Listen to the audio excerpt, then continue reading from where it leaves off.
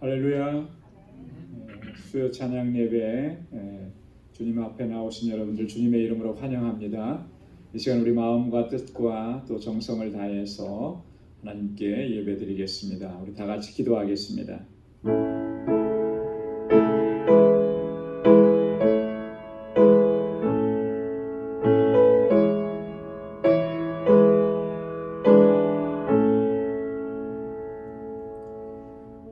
오라 우리가 여호와께 노래하며 우리 구원의 반석을 향하여 즐거이 부르자.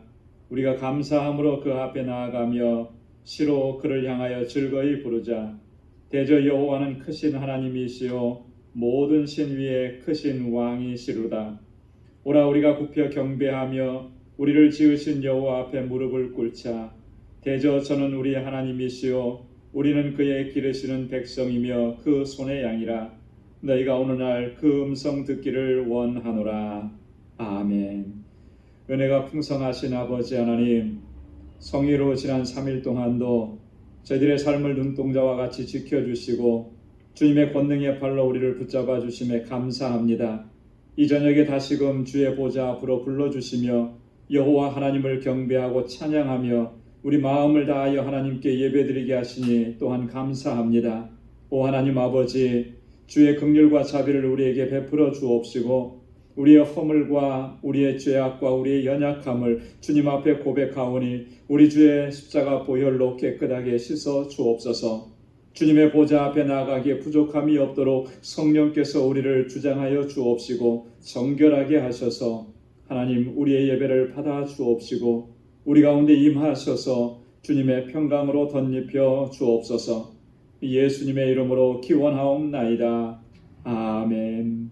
전능하사 천지를 만드신 하나님 아버지를 내가 믿사오며 그 외아들 우리 주 예수 그리스도를 믿사오니 이는 성령으로 잉태하사 동정녀 마리아에게 나시고 본디오 빌라도에게 고난을 받으사 십자가에 못 박혀 죽으시고 장사한 지 사흘 만에 죽은 자 가운데서 다시 살아나시며 하늘에 오르사 전능하신 하나님 우편에 앉아 계시다가 저리로서 산 자와 죽은 자를 심판하러 오시리라. 성령을 믿사오며 거룩한 공회와 성도가 서로 교통하는 것과 죄를 사하여 주시는 것과 몸이 다시 사는 것과 영원히 사는 것을 믿사옵나이다. 아멘. 우리 다 함께 찬양으로 하나님께 영광 돌리겠습니다. 우리 보좌 앞에 모였네.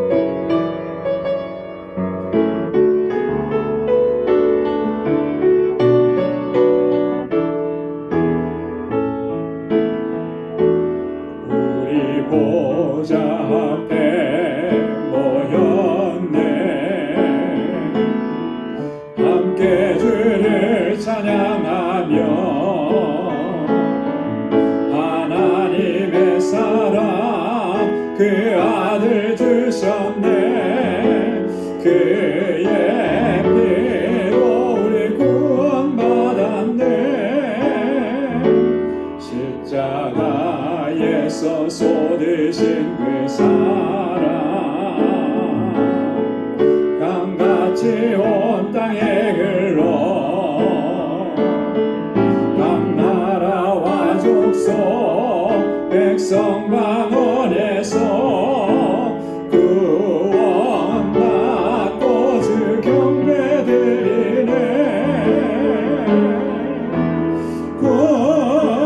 구원하심이 보좌에 앉으신 우리 하나님과 어린 양께 있도다. 구원하심이 보좌에 앉으신 우리 하나님과 어린 양께 있도다. 우리 보좌 앞에 모였네. 함께 주를 찬양하며 하나님의 나라 그 아들 주셨네. 그의 피로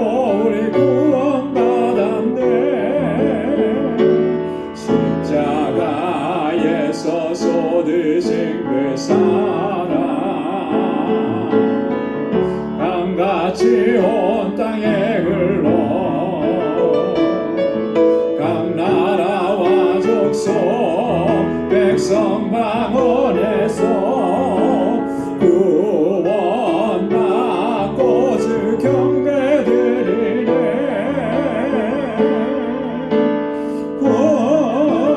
구원하심이 보좌에 앉으신 우리 하나님과 어린 양께 있도다.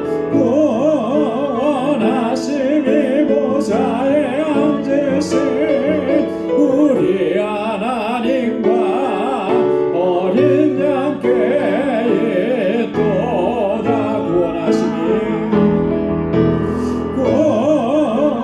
구원하심이 보좌에 앉으신 우리 하나님과 어린 양께 있도다. 구원하심이 보좌에 앉으신 우리 하나님과 어린 양께 있도다.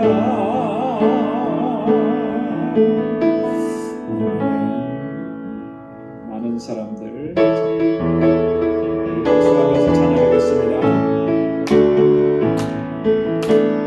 많은 사람들 참된 진리를 모른 채 주님 곁을 떠나가지만 내가 만난 주님은 참 사랑이었고 진리였고 소망이었어. 난 예수가 좋다오. 난 예수가 좋다오. 주를 사랑한다도 베드로 고백처럼 난 예수를 사랑한다오. 무거운 짐진 자 다 내게로 오라. 내가 너를 쉬게 하리라. 이 길만이 생명의 길 참 복된 길이라 항상 내게 들려주셨소. 난 예수가 좋다오. 난 예수가 좋다오. 주를 사랑한다도 베드로 고백처럼 난 예수를 사랑한다오. 형제자매여 참된 행복을 찾거든 예수님을 만나보세요. 그분으로 인하여 참 평안을 얻으며 나와 같이 고백할 거요. 난 예수가 좋다오. 난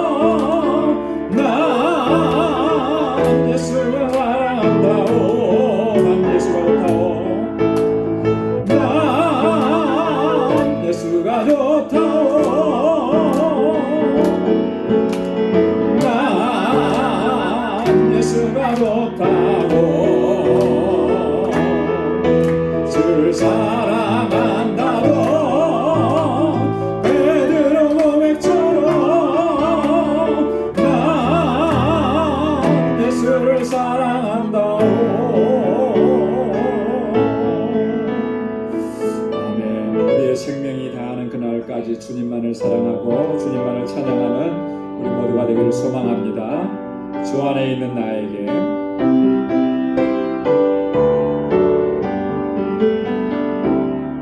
주 안에 있는 나에게 딴 근심이 있으랴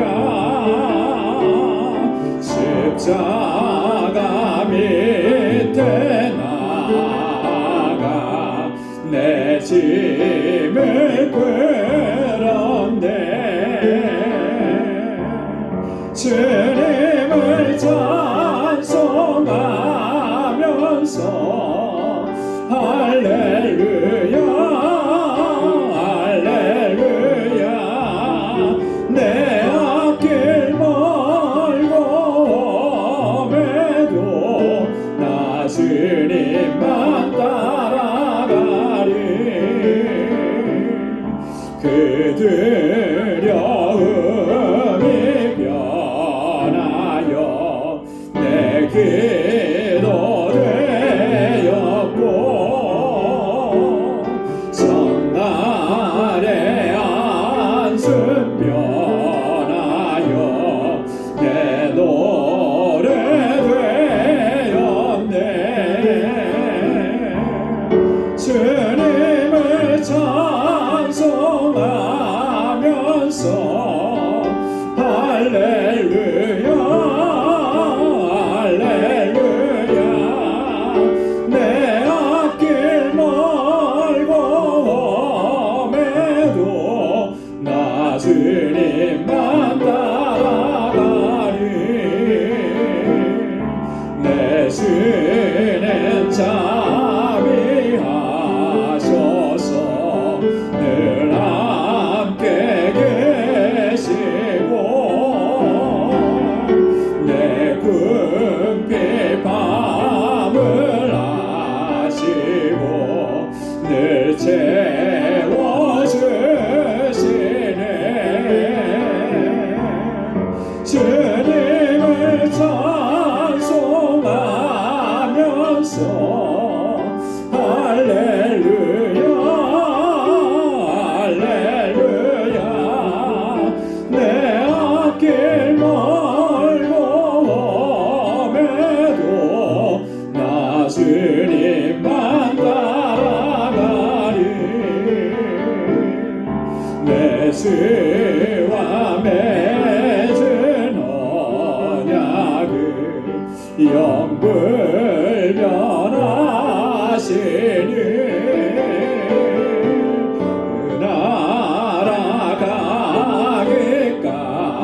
날아가기까지는 늘 보시네 주님을 찬송하면서 할렐루야 할렐루야 내 앞길 멀고 험해도 나 주님만 따라가리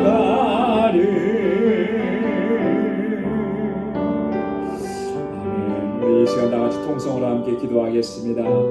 오늘 주님의 은혜를 사모하며 주님 앞에 나왔는데 주님의 은혜로 충만케 하여 주옵소서 주님의 능력으로 덧입혀 주옵소서 또 우리 교회를 위해서 또 각 기관들을 위해서 세워주신 주의 종들을 위해서 또 우리의 주신 사명 잘 감당하는 우리 방주 공동체가 되기를 위해서 또 우리 환우들과 우리 함께하는 우리 지체들을 위해서 특별히 우리 사랑하는 자녀들을 위해서 함께 기도하고 우리 선교사님들과 또 우리 엘라메다 방주교회 정득수 선교사님 우리 사역자들을 위해서 또 우리 단기 선교 우리 알라메다 방주교회를 위한 우리 선교 바자회를 준비하고 있습니다.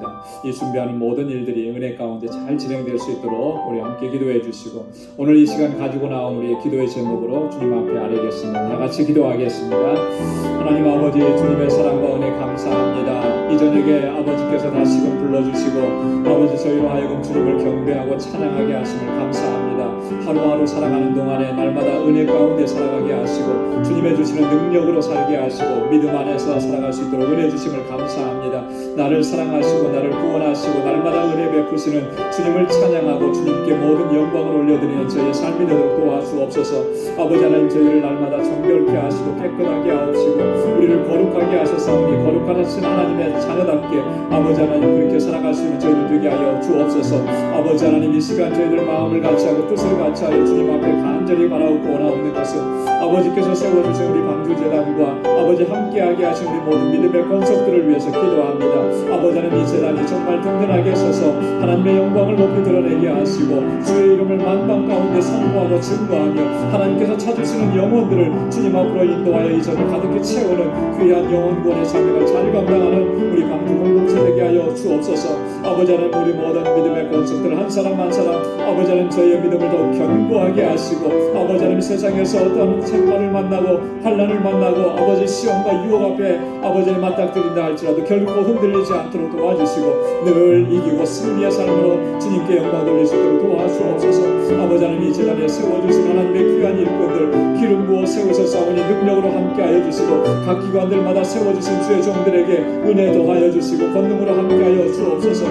아버지 맡은 바 우리에게 주신 사명 우리에게 주신 직분 충성을 다하여 감당하는 주의 신실한 종들로 저희들을 세워 주옵소서. 아버지 하나님, 우리 사랑하는 권속들 아버지 저희의 약함과 아버지 저희의 고통과 부르짖음을 하나님 기억해 주시고 곤고한 가운데 있는 저들의 삶 가운데 하나님의 평강을 더하여 주옵소서. 광야와 같은 삶일지라도 하나님 저희를 낙심하지 않도록 도와주시고 주님 안에서 소망을 가지고 아버지 하나님 부활의 능력을 덧입고 살아가는 주의 신실한 백성들 되게 하여 주옵시고 날마다 은혜 베풀어 주시고 매일매일의 삶이 하나님의 기적이 되는 삶이 되도록 인도하여 주옵소서. 우리 사랑하는 자녀손들을 위해서 기도합니다. 저들이 정말 말씀 안에 견고하게 서고 정말 믿음으로 살게 하시고 하나님 잘 경유하게 하시고 아버지 이 세대 가운데 하나님 앞에 귀하게 쓰임받는 믿음의 일꾼들이 다 될 수 있도록 도와주시며 저희들을 능력의 장중에 붙들어 주옵소서. 하나님의 지혜와 능력으로 함께하여 주옵소서. 아버지 하나님, 우리 유스그룹과 EM의 목회자를 증명하고 있사오니 하나님 귀한 종을 속히 보내어 주소서.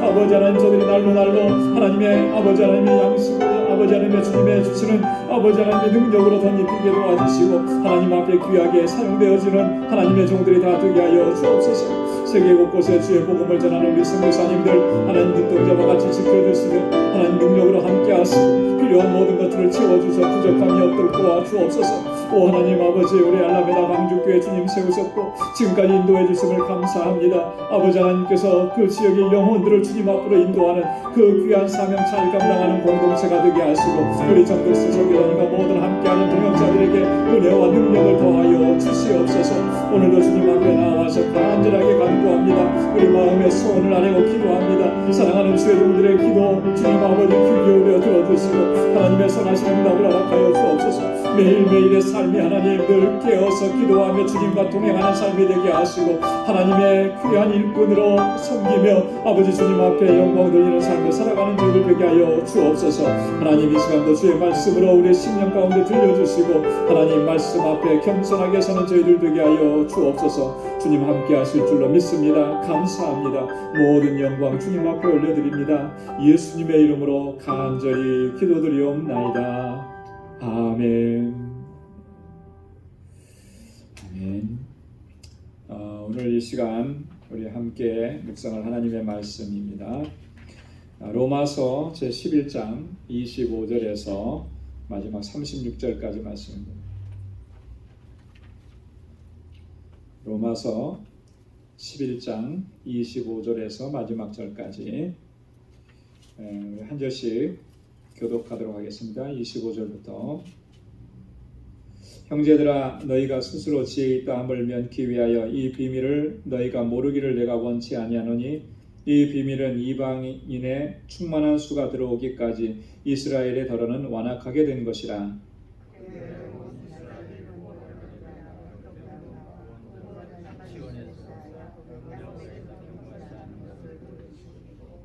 내가 저희 죄를 없이 할 때에 저희에게 이루어질 내 언약이 이것이라 함과 같으니라.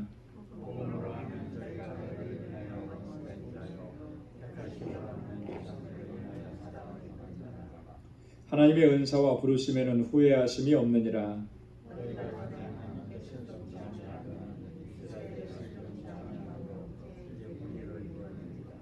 이와 같이 이 사람들이 순종치 아니하니 이는 너희에게 베푸시는 긍휼로 이제 저희도 긍휼을 얻게 하려 하심이니라.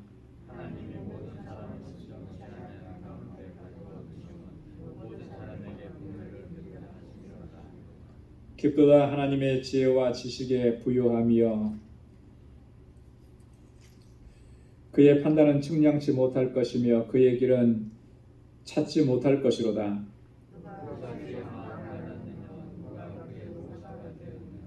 누가 주께 먼저 드려서 갚으심을 받겠느냐?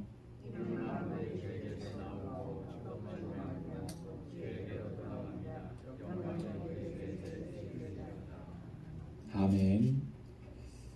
할렐루야. 오늘 로마서 11장 이제 세 번째 시간이고요.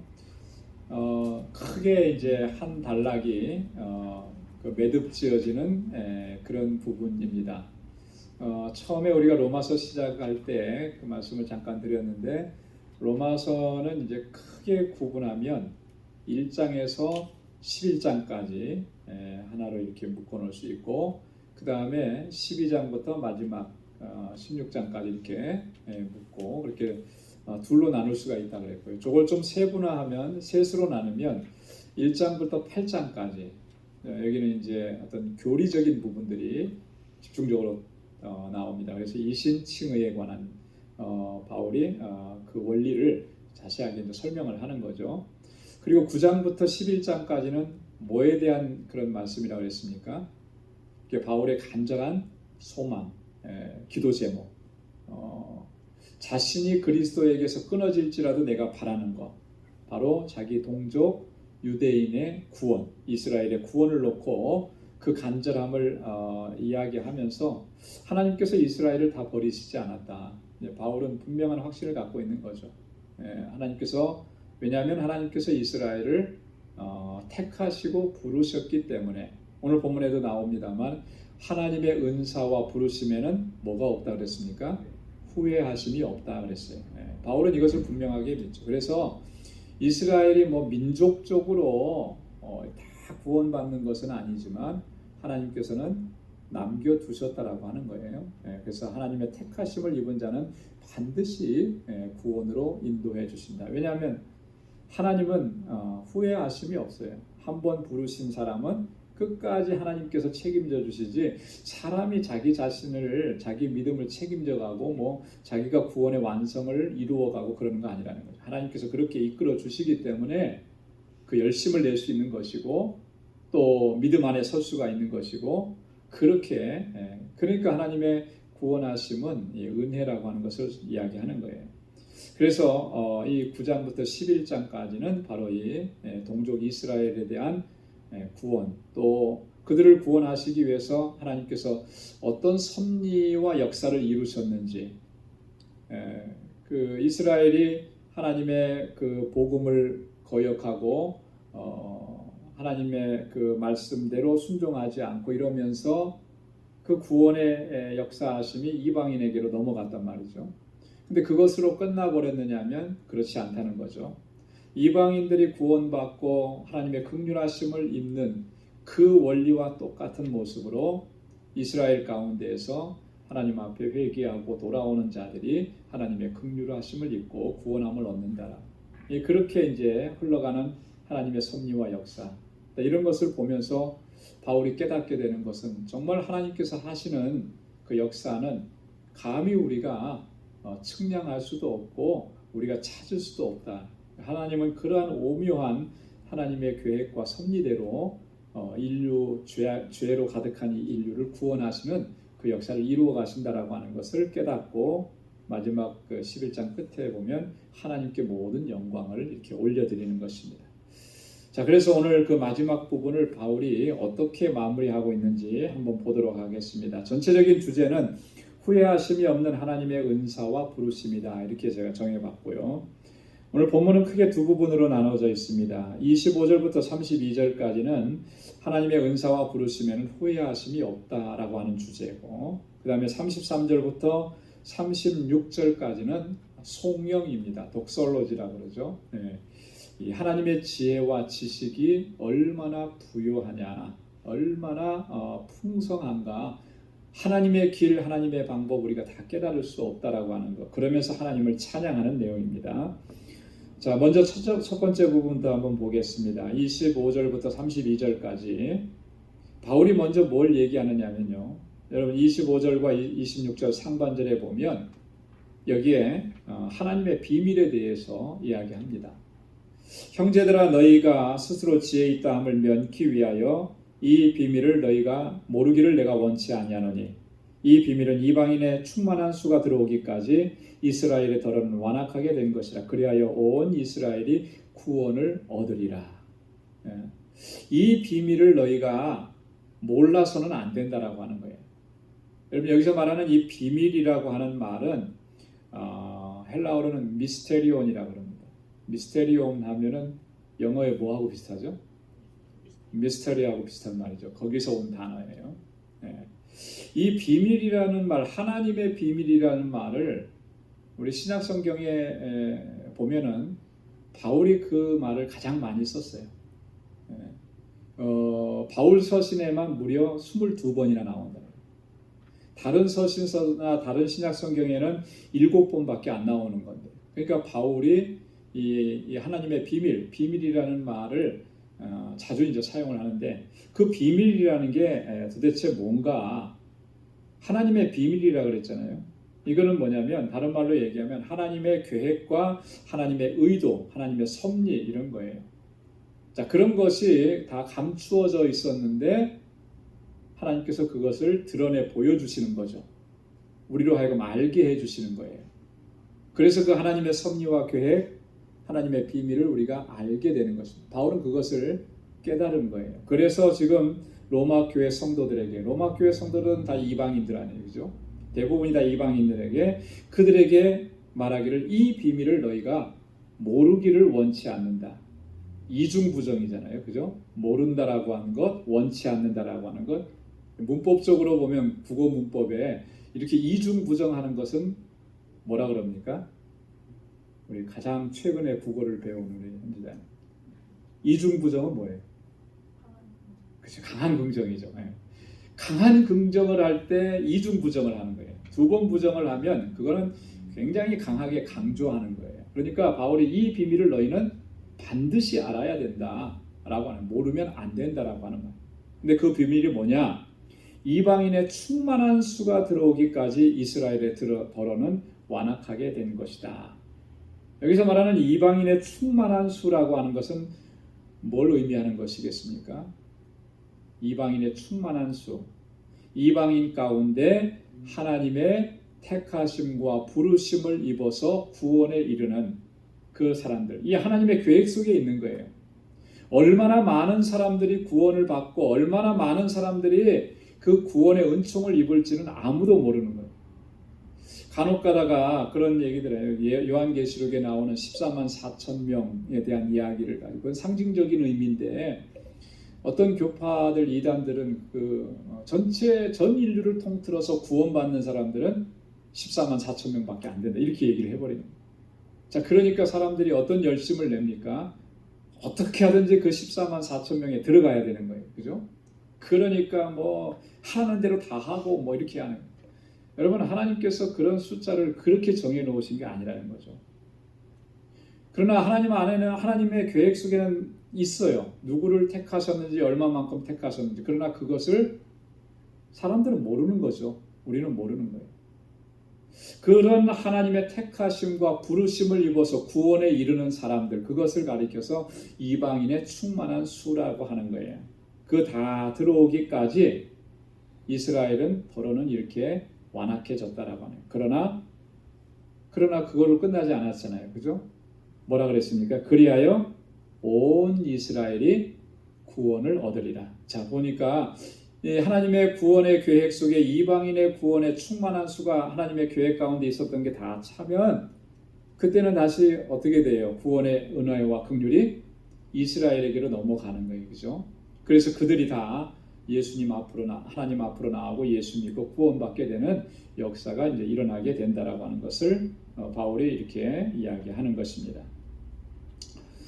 이방인을 구원하시는 것에는 하나님의 주권적인 선택이 있는 것을 우리가 기억을 해야 됩니다. 그래서 우리가 이렇게 하나님 앞에 부르심을 받아서 하나님을 예배할 수 있는 것은 하나님의 주권적인 선택이에요.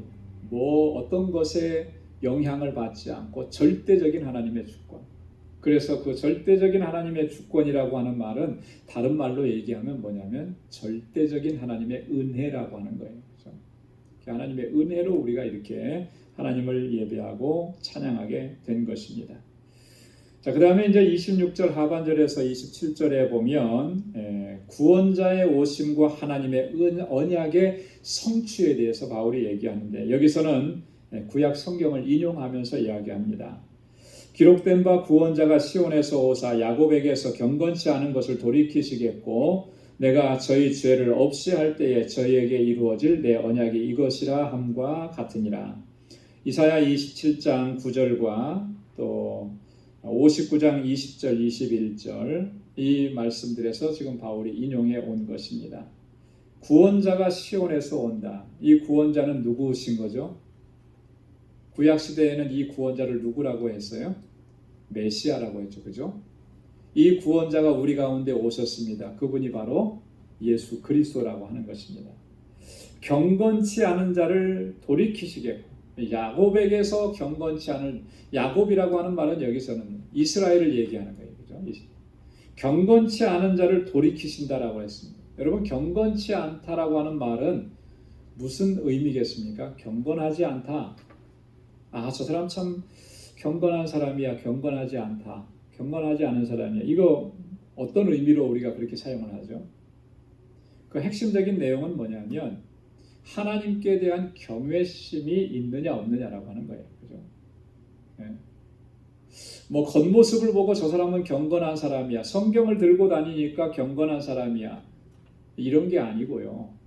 그건 겉으로 보여지는 모습일 뿐이에요. 정말 그 사람이 경건한 사람이냐, 내가 경건하냐 라고 했을 때 그 핵심적인 요소는 내 안에 하나님을 경외하는 마음이 있느냐, 그 경외심이 있느냐. 그 하나님을 경외하는 그 경외함이라고 하는 것은 하나님을 두려워할 줄 알고 하나님을 공경하고 하나님이 내 삶의 최우선순위임을 고백하면서 그렇게 순종하면서 살아가는 것, 그것이 바로 경외라고 하는 거예요. 여러분, 하나님이 내 삶의 최우선순위가 되지 않으면, 하나님을 예배하는 일이 내 삶의 최우선순위가 되지 못하면 나는요, 하나님을 경외하는 사람이 아닌 거예요. 하나님을 경외하는 사람은 하나님을 내 삶의 최우선순위로 두는 것이지 내 삶의 두 번째, 세 번째로 밀려나도록 그렇게 할 수가 없는 거예요. 하나님을 두려워하는데 어떻게 그렇게 할 수 있습니까? 오늘은 내가 이것이 좋고 내가 이것을 해야 되니까 하나님 예배하는 일은 잠시 뒤로 미루겠습니다. 이거는요, 하나님을 경외하는 모습이 아닌 거예요. 항상 하나님이 최우선인 것이죠. 하나님 예배하는 것이 최우선인 것이고. 우리 찬송 102장 자주 부르는데 세상 즐거움 다 버리고 오직 주님밖에 없습니다. 그게 하나님을 경외하는 것이죠. 야곱에게서 경건치 않은 자들이 있었는데, 경건치 않음이 있었는데 그들을 돌이키게 하시겠다는 거예요. 누가 그렇게 하시는 겁니까? 시온에서 오는 한 구원자, 메시아가 그렇게 하신다라고. 내가 저희 죄를 없이 한다. 이 죄를 없이 해주실 수 있는 분은 누구예요? 오직 예수 그리스도 우리 주님밖에 없죠. 무엇으로 말미암아 우리의 죄가 사해지는 건가요? 예수 그리스도께서 십자가에서 흘리신 그 보혈, 그리고 그것을 믿는 믿음, 그로 말미암아 우리가 사죄의 은총을 입는 것이죠. 죄 사함을 얻게 되는 것입니다. 그래서 하나님께서 언약하신 것이 이루어지고 성취되게 하는 거예요. 왜냐하면 구원자를 보내신다, 메시아를 보내셔서 우리를 구원하신다. 유대인들은 그 메시아를 왕국을 새로 세우는 다윗 왕조의 시대에 그런 어떤 영광스러운 모습으로 이스라엘을 회복시키는 그런 메시아로 이해했는데 정말 잘못된 이해였잖아요. 그죠? 우리 가운데 오시는 메시아는 그렇게 우리를 왕국을 이 땅의 지상의 왕국을 세워주는 메시아가 아니고 하나님 나라 하나님 왕국을 이 땅에 세우시면서 우리를 하나님의 백성들로 세우시는 그 사역을 감당하시고 그 일을 이루신 거죠. 전에는 우리가 죄 가운데 있어서 하나님 나라의 백성이 아니었는데 우리 안에서 경건치 않은 것을 돌이키시고 우리의 죄를 사해 주시고 하나님의 백성이 되게 하시는 그 언약을 이루신다라고 하는 것이죠. 메시아를 통해서 그렇게 하시는 그 말씀이 오늘 26절과 27절에 있는 그런 말씀입니다. 자, 이스라엘의 상황은 28절에 어떤가? 저들은 복음으로 말하면 저희는 원수된 자고, 그러나 택하심으로 말한다면 조상들을 인해서 그들은 사랑을 입은 자라, 이렇게 이야기합니다. 복음에 의하면 저들은 하나님과 원수된 자라. 그렇죠? 왜 그렇습니까? 복음을 거부했기 때문에 그렇잖아요. 복음을 기준으로 본다면 저들은 하나님과 원수되고 하나님과 대적한 자라고 하는 것입니다. 그러나 택하심으로 본다면 어떠냐? 택하심은 그들은 하나님의 선택과 부르심을 받은 자라고 합니다. 하나님의 택하심이라고 하는 관점에서 보면 저들은 사랑을 입은 자라고 하는 거예요. 사랑을 입은 자. 여러분, 이 사랑을 입었다라고 하는 말은 단순하게 그냥 불쌍히 여기고 긍휼히 여기고 참 안타깝게 여기고 그런 것을 얘기하는 게 아니고요. 하나님의 사랑을 얘기하는, 신적 사랑을 얘기하는. 여러분, 하나님의 사랑은 여기서 말하는 사랑을 입은 자라고 했을 때 그 하나님의 사랑의 속성은 뭘 얘기하는 거냐면요. 택하심을 입은 백성들에게는 결코 취소되지 않는 그런 사랑이라고 하는 거예요. 여러분, 우리는 세상에서 살면서 사람들과의 관계에서 사랑한다라고 했을 때 그 사랑은 어떻습니까? 참 변화무쌍하잖아요. 그죠? 네. 사랑할 때도 있었고 미워할 때도 있고, 전에는 사랑했었는데 지금은 미워하고, 이런 게 우리가 지금 우리에게서 보여지는 그런 사랑의 특징이고 속성이에요. 그죠? 불완전한 인간이기 때문에 그런 거죠. 그러나 완전하신 하나님의 사랑은 어떠냐라고 하는 거예요. 그 사랑은 변함이 없는 거죠. 그래서 바울이 얘기했잖아요. 그 사랑의 줄에서 끊을 수 있는 세력은 아무도 없다라고. 어떠한 세력도 그 사랑의 줄을 끊을 수 없다. 하나님 우리를 그렇게 사랑하시. 사랑은 실패한다 그랬습니까? 실패하지 않는다 그랬습니까? 사랑은 결코 실패하지 않는 거예요. 결코 떨어지지 않는 거예요. 그 사랑을 얘기하는 거예요. 그러니까 택하심을 입은 백성들을 향한 하나님의 사랑은 절대적으로 취소되는 법이 없는 거죠. 그런 사랑을 입은 자라고 하는 거예요. 자, 그렇기 때문에 하나님께서 택하신 이스라엘 백성들, 하나님께서 어떻게 하시겠어요? 반드시 돌이키게 하신다라고 하는 거예요. 그래서 29절 말씀에 보니까 뭐라고 했습니까? 하나님의 은사와 부르심에는 뭐가 없다고요? 후회하심이 없다. 여러분, 이게 우리에게는 얼마나 큰 은혜인지 몰라요. 그죠? 우리에게서 어떤 그런 근거를 찾는다면, 구원의 근거를 찾는다면 자신할 수 있는 사람은 아무도 없을 겁니다.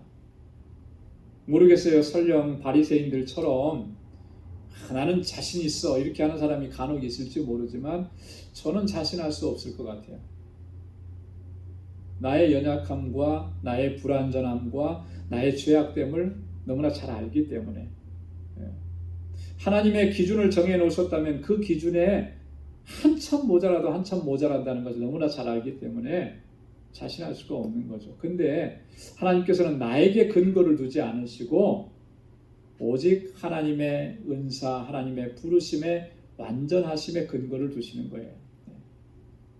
그래서 여기 보면은 하나님의 은사라 그랬잖아요. 여러분, 은사라고 하는 말은 카리스마라고 하는데, 헬라어로 어떤 조건이나 공로가 주어지지 이게 해당되지 않음에도 불구하고 하나님께로부터 받는 그런 은혜, 무한한 호의, 이것을 은사라고 그렇게 얘기합니다. 그리고 부르심이라 그랬어요. 하나님의 부르심은, 여러분, 이 하나님의 부르심이라고 하는 것은요 정말 놀라운 거예요.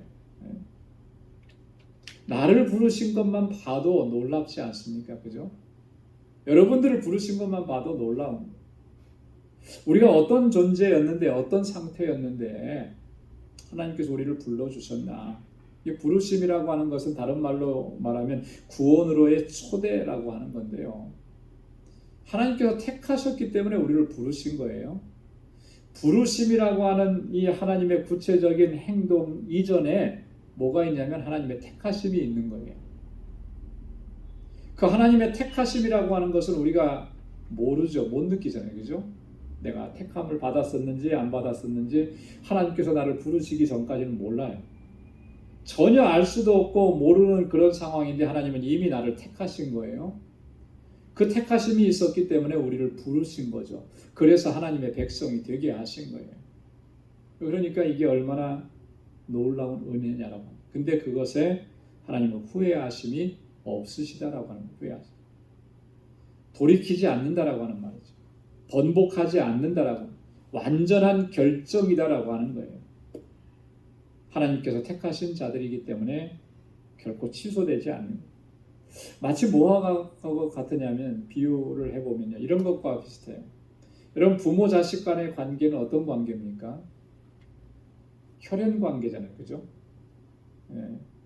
그래서 이 부모 자식 간의 관계가 여러분 이게 끊을래야 끊을 수 있는 겁니까?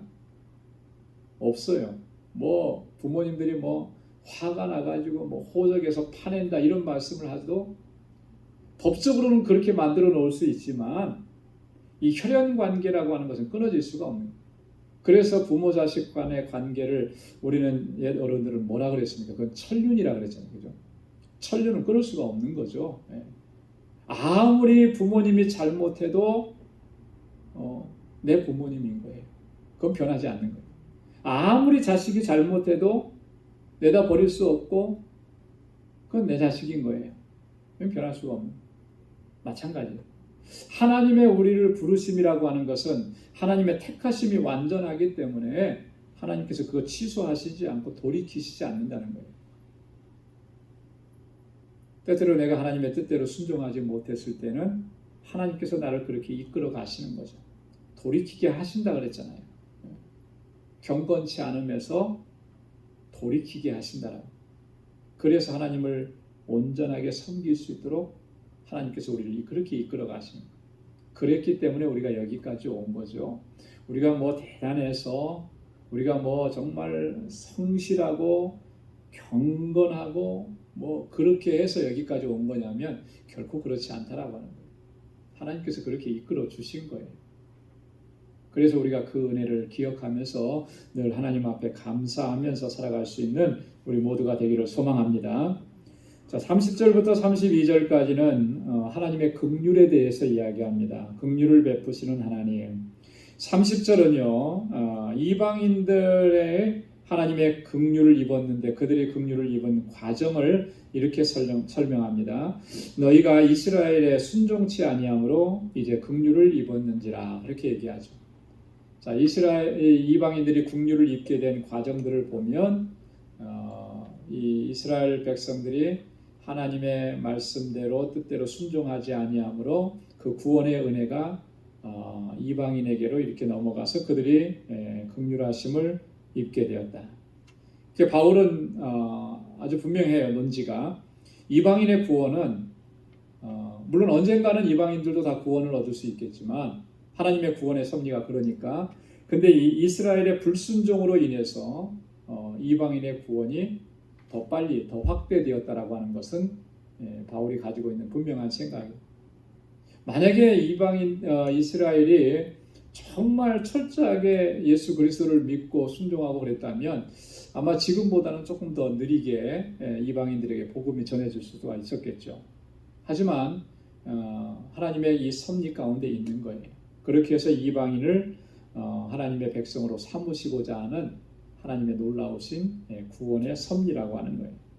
자, 근데 이방인들이 이렇게 긍휼하심을 입었는데 31절에 보니까 이스라엘 백성들에게도 이 구원을 베푸시는 긍휼을 베푸시는 그런 하나님의 섭리를 이렇게 설명합니다.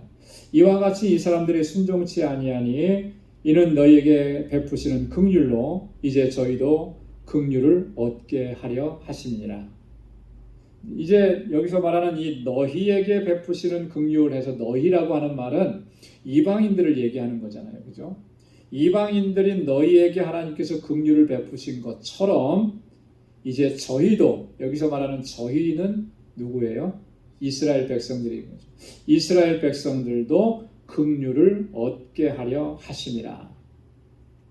그러니까 지금 하나님의 긍휼히 여기심과 구원하심이 어떻게 된 거예요? 이방인에게로 갔다가 다시 이스라엘 백성들에게로 돌아오는 이런 과정들을 바울이 지금 설명하는 건데, 앞에서도 한번 이 이야기를 바울이 언급을 했었습니다. 앞에 보면 11절 말씀을 보면 11절에서 그렇게 얘기했죠. 저희의 넘어짐으로 구원이 이방인에게 이르러 이스라엘로 식인하게 함이니라.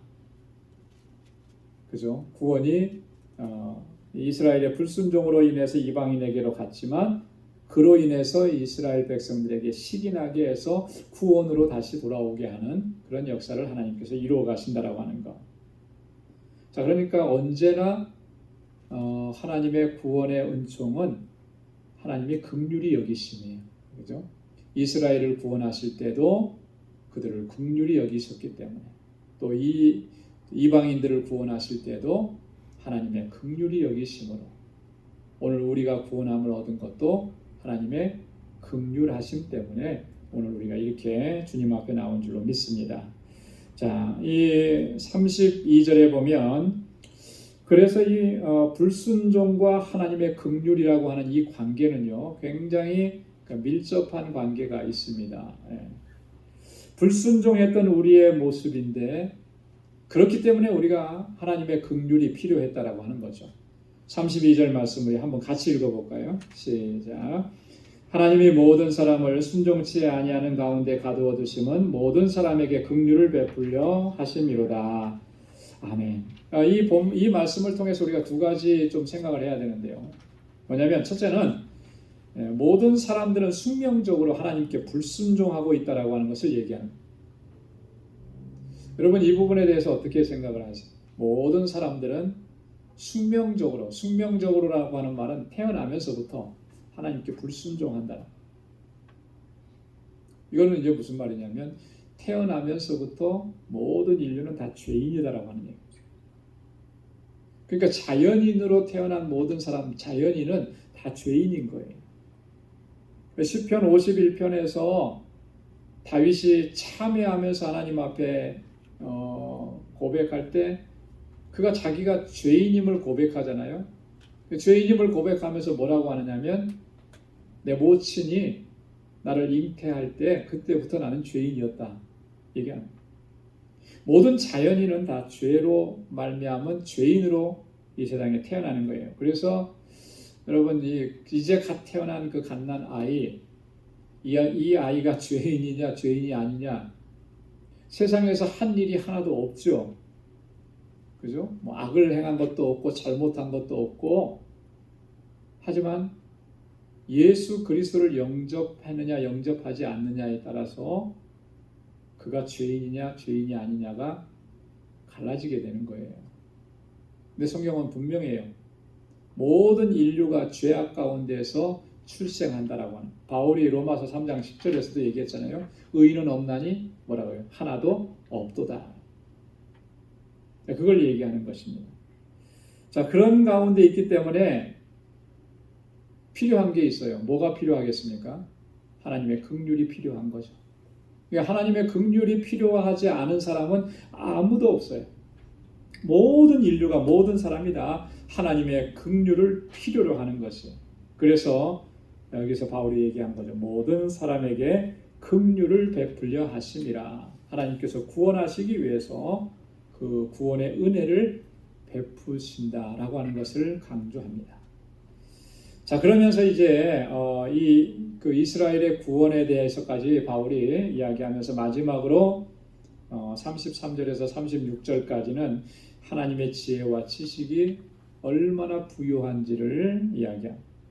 자, 33절을 보십시오. 한번 다 같이 읽어볼까요? 깊도다 하나님의 지혜와 지식에 부요하며 그의 판단은 측량치 못할 것이며 그의 길은 찾지 못할 것이로다. 아멘. 자, 하나님의 지혜와 지식이 어떻다 그랬습니까? 부요하다 그랬죠. 그죠? 부요하다라고 하는 것은 어떤 의미입니까? 넘쳐난다라고 하는 거예요. 그죠? 가득 차서 넘친다라고, 풍성하다라고 하는 그런 의미입니다. 인류를 구원하시는 하나님의 섭리와 역사, 그 하나님의 섭리와 역사를 바울이 깊이 묵상하다 보니까 얼마나 그 하나님의 그 지혜, 그 속에 담겨져 있는 하나님의 섭리가 도저히 우리는 헤아릴 수가 없다라고 하는 것을 바울이 깨달은 거예요. 측량할 수도 없고 신묘막측하다라고 하는 거예요. 그래서 바울은 이렇게 하나님을 찬양하는 것입니다. 하나님의 지혜와 지식이라고 했는데 그것은요, 하나님의 전지하심을 강조하는 거예요. 전지전능하다고 우리가 하나님을 설명하죠. 전지하다라고 하는 말은 뭐예요? 하나님은 모르시는 것이 없으시다는 거예요. 모든 것을 다 아신다라고 하는 그런 의미죠. 사람이 아무리 똑똑하고 아무리 천재라고 해도 아는 것보다는 모르는 것이 훨씬 더 많은 거죠. 서로 비교해 봤을 때, 천재라고 했을 때, 또 많이 배웠다고 했을 때 서로 사람끼리 비교해 봐서 A보다 B가 더 많이 안다는 그런 의미죠. 그 사람이 전부를 안다라고 하는 그런 의미는. 예전에 어렸을 때는 박사하면은 다 아는 것으로, 모든 것을 모르는 것이 없는 사람이 박사인 것으로 그렇게 생각을 했었는데, 나중에 커가면서 공부를 하면서 보니까 박사라는 의미가 뭐예요? 그 한 부분만 아는 거예요. 그죠? 거기만 전공을 한 거죠. 생물학을 전공해서 생물학 박사가 된 사람은 그 부분에 대해서는 잘 알 수 있을지 모르지만 물리학에 대해서는 잘 모른단 말이죠. 내가 알고 있는 부분이 아무리 박사라 할지라도 내가 알고 있는 것보다는 모르는 것이 훨씬 더 많은 거예요. 뭐 비교할 수 없을 만큼. 우리는 그래요. 그렇지만 하나님은 그렇지 않다라고 하는 거예요. 그러니까 하나님의 지혜와 지식이 얼마나 부유하냐, 그거는 우리가 다 설명할 수도 없다라고. 하나님의 전지하심, 전능하심을 강조하는 이야기입니다. 하나님의 판단과 길이라 그랬습니다. 하나님의 판단과 길은 측량하지 못하고 찾지 못한다. 그 하나님께서 우리의 인생 가운데에서 섭리하시고 결정하시고 또 그것을 이루어 가시는 그런 모든 것들은 우리가 측량할 수가 없다라. 여러분, 하나님께서 우리 인생에게 섭리하시는 그 역사 다 측량할 수 있습니까? 내가 구원의 은혜를 입었지만 측량할 수가 없어요. 그죠? 얼마만큼 큰 은혜인지 그거 다 측량할 수가 없어요. 하나님께서 내 인생을 지금까지 인도해 오셔서 지나온 세월을 보면서 하나님께서 나를 이렇게 인도해 주셨구나 라고 하는 것을 우리가 되돌아볼 수는 있겠지만, 되돌아본다고 해서 하나님께서 얼마나 구체적으로 그렇게 인도해 오셨는지 다 알 수 있는 사람은 아무도 없어요. 앞으로 나아가는 길은 더더군다나 그렇죠. 내 인생에 나아가는 길, 하나님께서 그 길을 인도해 주실 건데 그것을 찾아낼 수 있는 사람이 있겠느냐? 없어요.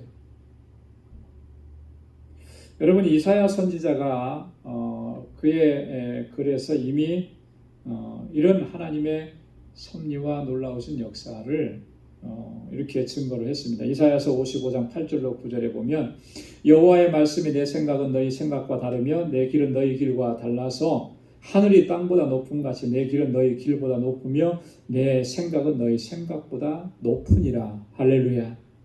여러분, 우리가 이거 항상 기억해야 됩니다. 그런데 이게 뭐 비교할 수 있을 만큼 높고 이런 게 아니라는 거예요. 전혀 비교할 수도 없다라고 하는 거죠. 그만큼 하나님의 길과 하나님의 생각은 우리가 생각하는 것과 우리의 길과는 비교할 수 없을 만큼 그렇게 높고 그렇게 깊은 거예요. 그런 하나님의 전능하심으로, 하나님의 지혜로, 하나님의 지식으로 우리를 이끌어 주시고 인도해 주십니다. 이 얼마나 놀라운 것입니다. 세상에서 뭐 유명하다는 사람, 세상에서 어떤 부분에 있어서 마스터가 됐다는 사람, 그 사람의 지도를 받아도 대단한 자부심을 갖잖아요. 그죠? 어떤 한 분야에 있어서. 뭐 세상에 유명한 셰프한테서 내가 배웠다 그러면 그 사람도 유명해지고 인기를 누리는데, 그죠? 세상에서 그런데 그 사람이 그 유명하다라고 하는 것, 그 능력이 있다라고 하는 것이 하나님의 전능하심에 비하면 그게 비교가 되겠습니까? 티끌 같은 것이고 먼지 같은 것인데, 그런 것도 대단하게 생각하는데 하나님의 지혜와 하나님의 지식과 하나님의 능력으로 행하신 일들은 그 말로 표현할 수 없는 거예요. 우리는 그런 하나님의 인도하심을 받는 사람들인 것입니다. 그렇기 때문에 우리가 항상 정말 감격 속에서 하나님을 찬양하고 주님께 영광을 돌려야 할 줄로 믿습니다. 자, 34절에서 35절은 하나님은 완전하시다라고 하는 것을 바울이 다시 한번 이야기합니다. 한번 다 같이 읽어볼까요? 시작. 누가 주의 마음을 알았느뇨? 누가 그의 모사가 되었느뇨? 누가 주께 먼저 드려 갚으심을 받겠느뇨? 이것은 이사야 40장 13절 14절 말씀을 인용한 것인데요. 누가 주의 마음을 알았느뇨? 하나님의 마음을 알 수 있는 사람이 누가 있겠어요? 그죠? 하나님의 무한하신 그 지혜와 지식을 유한한 우리 인간이 감히 측량할 수 없다라고 하는 것을 바울이 강조하는 거예요. 누가 그의 모사가 되었느냐? 모사라고 하는 것은요, 어떤 지혜를 가르치는 사람 아니에요, 그죠? 교훈해주고 가르쳐주고 훈육하고 이런 사람인데 누가 하나님의 모사가 되겠어요? 하나님은 하나님 자신만이 스스로 판단하시고 스스로 그 일을 시행해 나가신다라고 합니다. 누구의 영향을 받지도 않으신다라고 합니다. 누가 주께 먼저 드려 갚으심을 받겠느뇨? 주님 앞에 드렸으니 주님께서 내게 다 갚아주시고, 드렸으니까 갚아주시고. 여러분, 우리가 하나님 앞에 봉헌할 때 참 잘못된 생각을 가지고 있는 사람들이 간혹 있어요. 하나님께서 뭔가가 부족하셔서, 하나님의 일을 하는데 뭔가가 부족하셔서 우리가 하나님 앞에 이 봉헌하고 예물을 드리고, 그래서 그것이 드려졌기 때문에 하나님께서는 그걸 가지고 일하시고 역사하신다, 이렇게 생각하는 사람들이 간혹 있더라고요. 그래서 자기가 얼마만큼 했다 막 이런 것을 대단히 자랑스럽게 생각합니다. 여러분, 하나님이 그런 하나님이신가요? 뭐가 부족해서 못하시는 하나님이신가요? 온 우주 만물을 창조하시고 온 우주 만물의 주인이신데, 행여라도 우리가 하나님 앞에 봉헌하고 뭐 내 물질을 드리고 내 시간을 드리고 내 무엇을 드리고 했을 때 그런 마음이 조금이라도 들면 안 돼요. 여러분, 우리가 드린 거 그거 하나님께서 가지고 계신 것에 비하면 먼지만도 안 한 것들이거든요. 그런데 그것을 가지고 내가 뭐 대단하게 한 것처럼 결코 그럴 수가 없는 거예요. 하나님께서는 온 우주 만물의 주인이시기 때문에 결코 인간에게 무엇을 의존하고 계신 분이 아니시다라고 하는 것을 지금 여기서 얘기하는 거예요. 누가 주께 먼저 드려 갚으심을 받겠느냐? 그런 거 아니라는 거죠. 하나님의 부요하심이 얼마나 큰지를 부연적으로 이렇게 바울이 또 한번 설명을 하는 것입니다. 자, 그러면서 바울이 마지막 결론을 뭐라고 합니까? 모든 것은 주님께로부터 왔고 주님으로 말미암았고 다 주님께로 돌아간다라고 합니다. 하나님이 만물의 기원이시고 또 만물의 과정과 경로가 되시고, 그리고 하나님이 마지막 종국이고 목표가 되신다라고 하는 것을 바울이 지금 얘기하는 거예요. 모든 것이 하나님께로부터 나온 거예요. 그 과정이 진행되어오는 것도 다 주님으로 말미암은 것이죠. 우리의 손에 의해서, 우리의 어떤 노력에 의해서 그렇게 되어지는 것이 아니라 하나님께서 그 과정도 이끌어 가시는 거예요. 그렇기 때문에 우리가 이것을 인정한다면 하나님 앞에 겸손해질 수밖에 없는 거죠. 뭐 얼마나 대단한 일을 했다고 마음이 높아지겠습니까? 하나님께서 하신 일인데 하나님께서 종국으로 이끌어 가시는 거예요. 하나님의 목적을 이루시는 거예요. 여러분, 우리가 어떤 목적을 세워서 우리의 목적을 이루려고 하는 거, 어떤 분이 그런 간단한 간증을 썼는데 제가 한 줄만 기억이 나는데요. 그 전까지 믿음에 대해서 자기가 잘못 생각하고 있었다. 뭐냐면 내가 하나님을 위해서 뭘 한다, 내가 뭘 계획했다, 뭘 성취했다, 내가 간절하게 바란다, 이걸 믿음이라고 착각을 했다. 여러분, 믿음이라고 하는 것은 그런 거 아니잖아요, 그죠? 하나님께서 내게 은혜 주셔서, 그죠? 그 은혜에 감사해서 하나님을 찬양하고 감사하는 마음으로 하나님을 높이고, 그게 믿음인 거죠. 뭐 내가 이런 계획을 가지고 이런 일을 성취하고 이런 일을 이루고, 그게 믿음이 아니라는 거예요. 우리가 착각할 때가 참 많아요. 내 야망을 마치 믿음인 것처럼, 그죠? 내 욕망을 마치 그것을 내 욕망을 이루어가는 그 과정이 그게 마치 믿음인 것처럼, 그건 믿음 아니거든요. 여러분, 믿음의 본질은 하나님의 은혜에 감격하고 감사하면서 주님의 뜻대로 순종하는 게, 그게 믿음의 본질인 거예요. 그걸 우리가 이렇게 착각하면 안 되는 거죠. 바울이 마지막으로 우리에게 증거해 주는 거예요. 모든 것이 다 주님에게서 나왔고 주님으로 말미암고 주님께로 돌아간다. 그래서 마지막에 뭐라고 얘기합니까? 영광이 그에게 세세 있으리로다. 한번 따라서 해보시기 바랍니다. 영광이 그에게 세세에 있으리로다. 아멘. 네.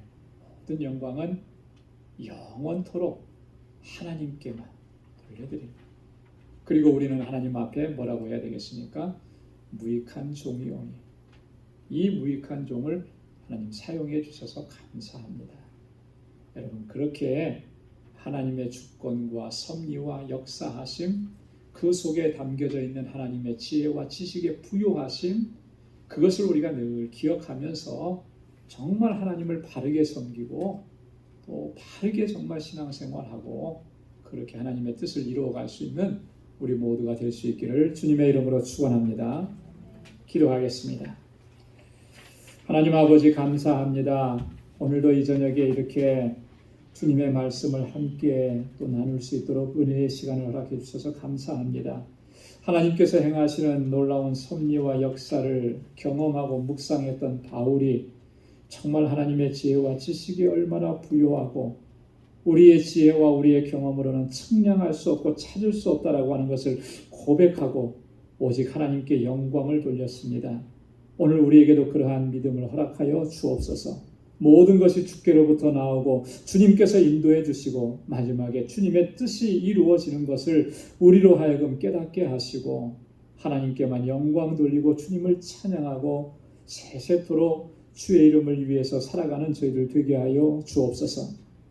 이제는 우리 주 예수 그리스도의 무한하신 은혜와 하나님 아버지의 크고 놀라우신 사랑과 성령의 위로 교통 충만하심의 역사가 우리의 일평생에 하나님만 찬양하고 주의 이름만을 높이기로 결단하는 우리 방주의 모든 믿음의 권속들과 저들의 가정과 직장, 생업의 터전과 학업 위에 이제로부터 영원까지 함께 하시기를 간절히 축원하옵나이다. 아멘.